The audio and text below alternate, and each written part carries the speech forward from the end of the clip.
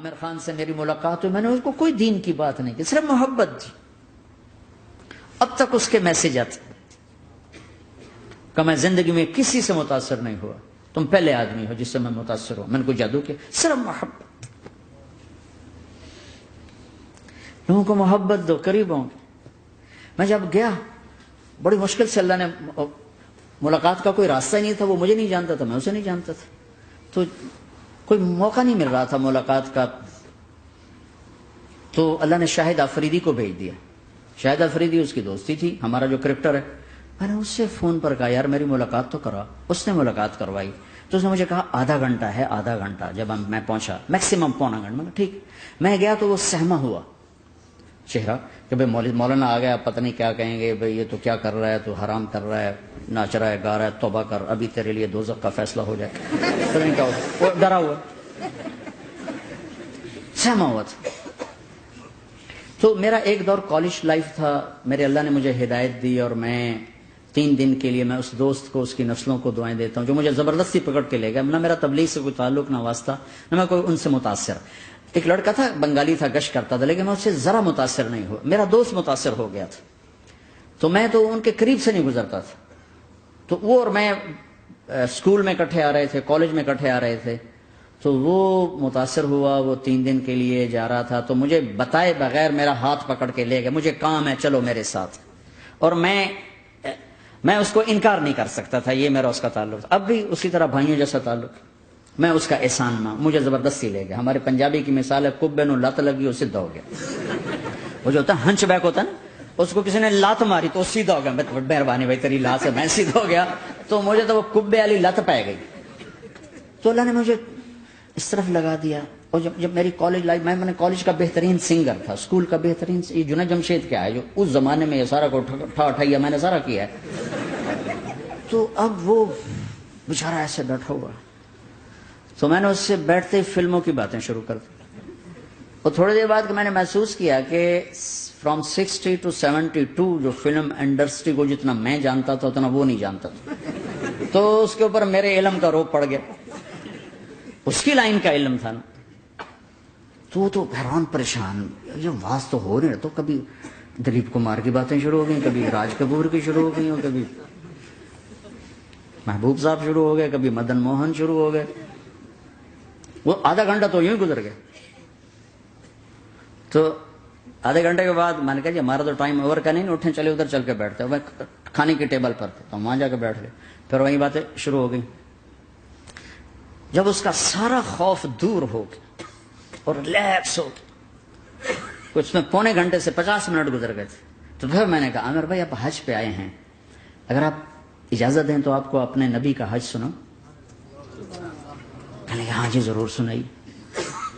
پھر میں 1.25 گھنٹہ بولتا رہا، اور وہ ایسے کر کے یہاں سے وہ یوں نہیں ہوا، 1.25 گھنٹہ ایسے بیٹھ کے یوں سنتا، ہلا نہیں اپنی جگہ سے۔ لوگ محبت کے بھوکے ہیں، تم فتوے دینا شروع کر دیتے۔ 2 گھنٹے کی ملاقات کے بعد جب ہم نکلے تو نیچے تک چھوڑنے آیا عامر خان۔ حج کے بعد میں نے کہا ایک ملاقات اور ہو جائے گا، ضرور ہوگی۔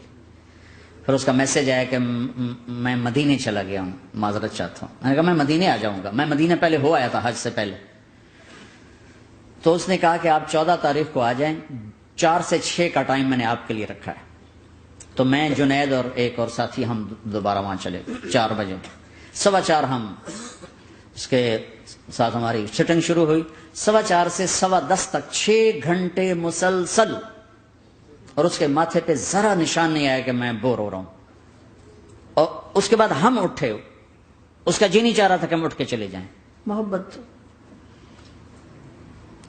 پھر ایک امتحان پڑ گیا، میں اجتماع میں تھا رائمنڈ کے پچھلے سال، اس کا میسج آ گیا میری فلم تلاش آ رہی، اس کی کامیابی کی دعا کرو۔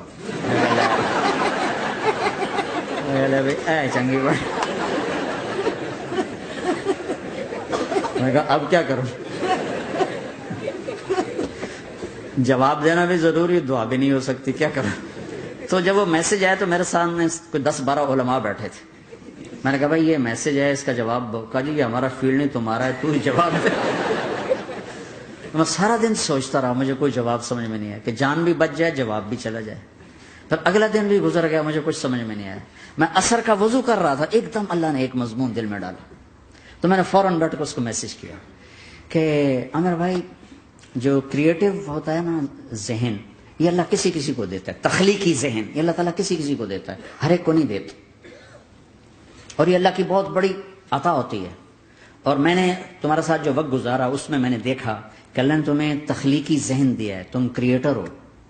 اور جو لوگ اس ٹائپ کے ہوتے ہیں وہ کامیابی ناکامی کی پرواہ نہیں کرتے، وہ اپنے کام سے کام رکھتے ہیں. آپ کا بھائی. تو فوراً اس کا میسج آیا، آپ ٹھیک کہہ رہے ہیں، آپ ٹھیک کہہ رہے ہیں. بات ہو گئی. پہ میں تھا ہانگ کانگ، میں نے وہاں سے اس کو میسج کیا. دیکھو کسی مصروف آدمی کو براہ راست فون نہ کیا کرو، میسج کیا کرو کہ میں آپ کو فون کر سکتا ہوں، کیونکہ میں اس کا بہت ستایا ہوا، بہت ستایا. تو میں نے اسے میسج کیا کہ میں طارق جمیل ہانگ کانگ میں آپ کو فون کر سکتا ہوں، میں آپ کو فون کر سکتا ہوں. میں ہمیشہ اسے، اب بھی میرا فون پہ رابطہ ہے، میں پہلے اسے میسج دیتا ہوں میں آپ کو فون کر سکتا ہوں. اگر اس کا جواب نہ ہے پھر میں نہیں کرتا ہوں. کبھی وہ خود کر لیتا ہے، کبھی وہ میسج دے دیتا ہے کال کر لیں. تو تھوڑی دیر بعد اس کا فون آ گیا، کیونکہ میں اس وقت دلی میں ہوں، کانفرنس میں تھا. میں نے آپ کا میسج دیکھا تھا، میں اٹھ کے باہر آ گیا ہوں، ابھی آپ سے بات کر کے پھر میں جاؤں گا. تو اسے باتیں کرتے کرتے کہنے لگا آپ کی دعا سے میری فلم کامیاب ہو گئی. میں کہا یا اللہ میں کوئی نہیں پیتی تھی.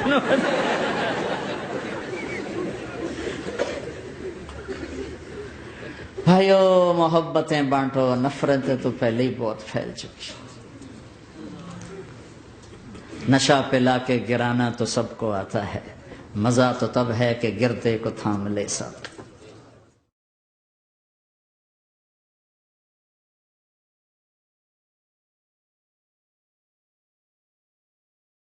لا إله إلا الله محمد رسول الله عليه صلاة الله وآله والأحبة.